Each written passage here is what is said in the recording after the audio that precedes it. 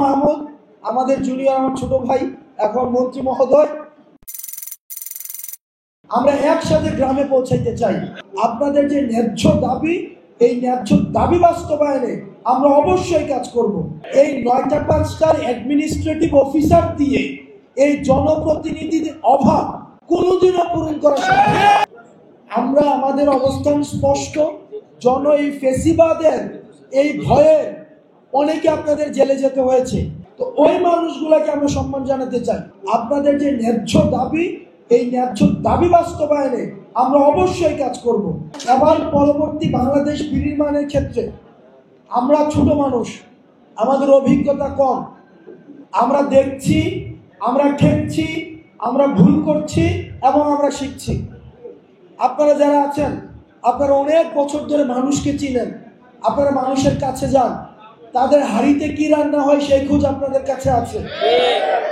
আপনারা আমাদেরকে পরামর্শ দিবেন এবং আমরা একসাথে গ্রামে পৌঁছাইতে চাই।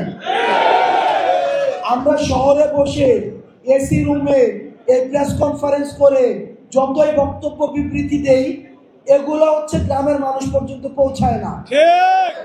দিন শেষে আমার মাটিতেই ফিরে যেতে হবে, আমার গ্রামে ফিরে যেতে হবে। এই শহরের প্রেস কনফারেন্সের এসি রুমে যারা হচ্ছে বক্তব্য বিবৃতি দেয়, তাদের জানাজার জন্য কিন্তু ঠিকই তাদের গ্রামে নিয়ে যেতে হবে। আমরা আপনাদেরকে সাথে নিয়ে আমরা প্রত্যন্ত এলাকার গ্রামের প্রান্তিক মানুষদের কাছে আমরা পৌঁছাতে চাই এবং সেক্ষেত্রে আমরা আপনাদের সহযোগিতা চাই। আমরা আপনাদের মধ্য দিয়ে, আপনাদের সহযোগিতা নিয়ে আমরা ওই গ্রামের মানুষদের কথাগুলোকে আমরা হচ্ছে শহরে আমরা হচ্ছে পৌঁছে দিব এবং সেই জায়গা থেকে এই অন্তর্বর্তীকালীন সরকারকে সফল করা এবং পরবর্তী বাংলাদেশ বিনির্মাণ করার ক্ষেত্রে আপনাদের অবদান অপরিসীম। আমার স্থানীয় প্রতিনিধি হতে হবে এমন প্রতিনিধি যার সাথে আমার প্রতিদিন চায়ের দোকানে দেখা হবে, যার সাথে আমার বাজারে গেলে দেখা হবে, যাকে ফোন দেওয়ার জন্য, যার বাড়ি যাওয়ার জন্য, যার বাড়িতে গিয়ে দুপুরের খাবারটা খেয়ে আসতে পারবো, তার সাথে আমার সম্পর্কটা হবে এমন। আমার দাদা, আমার নিজের দাদা স্থানীয় জনপ্রতিনিধি ছিলেন। আমার দাদা যখন বাজারে যাইতো তখন 2 জন মানুষ নিয়ে আসতো, আমার জ্যাঠা গেলে সাথে 3 জন মানুষ আসতো। এই যে সামাজিক ঋদ্ধতাটা, শুধুমাত্র যে জনপ্রতিনিধি আমাদের শাসন করবে, আমাদের বাজেট দিবে, আমাদের সমস্যা সমাধান করবে, শুধুমাত্র এটাই না, বরং আমাদের যে সোসাইটিকে একসাথে ধরে রাখার যে ব্যাপারটা, এই যে এখন আমাদের শহরে একটা ফ্ল্যাটের মধ্যে আমরা থাকি, এক রুমে কি হয় আরেক রুম কিচ্ছু জানে না, কাজের মহিলা রান্না করে যার যার মতো করে সে খায়। এই যে আমাদের সামাজিক ঋদ্ধতাটা নষ্ট হয়ে গিয়েছে, একটাই যে জনপ্রতিনিধি এই কাজটা অন্তত করে। সুতরাং এই ৯টা ৫টার অ্যাডমিনিস্ট্রেটিভ অফিসার দিয়ে এই জনপ্রতিনিধির অভাব কোনোদিনও পূরণ করা সম্ভব না। এই যে ১৭০০ ফেসিবাদ বিরোধী আপনারা যারা জনপ্রতিনিধি ছিলেন, আপনারা ৩ কোটি মানুষের প্রতিনিধিত্ব করছেন।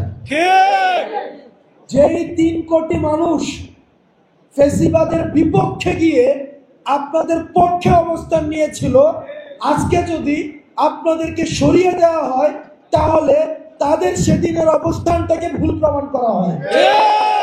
আমরা এই বিষয়ে আমাদের যে এলজিআরডি মন্ত্রী রয়েছেন আসিফ মাহমুদ, আমাদের জুনিয়র, আমার ছোট ভাই, এখন মন্ত্রী মহোদয়, আমরা এই আসিফ মাহমুদকে অবশ্যই আমরা অ্যাপ্রোচ করব, এটা নিয়ে দ্রুততম সময়ে একটা কমিশন করে। আমার গ্রামে একটা মহিলা, আপনি দেখবেন একটা ঘুমটা অর্ধেক দিয়ে রাখে, কথা বলতে লজ্জা পায়, এই পিছনে ফিরে কথা বলে, সমস্যাটা বলে আবার বলতে চায় না। ওই মহিলাকে তো আপনি কখনোই একজন অ্যাডমিনিস্ট্রেটিভ অফিসারের কাছে পাঠাতে পারবেন না। ওখানে তালাকের ইস্যু আছে, জন্ম নিবন্ধনের ইস্যু আছে, কিছুদিন পরে স্কুলের ভর্তি শুরু হবে। এই যে স্কুলের ভর্তি শুরুটা হইলেই জন্ম নিবন্ধন লাগবে। এই জন্ম নিবন্ধন একটা অ্যাডমিনিস্ট্রেটিভ অফিসার তার এই রুটিন ওয়ার্ক কমপ্লিট করে এই পুরো প্রক্রিয়া সম্পন্ন করা, এটা কোনোভাবেই সম্ভব না। আমার এলাকায় কয়জনের জন্ম হয়, কয়জনের মৃত্যু হয়, কয়জনের জানাজা হবে, কয়জনের কি হবে, এটা কিন্তু জনপ্রতিনিধি ভালো বুঝবেন।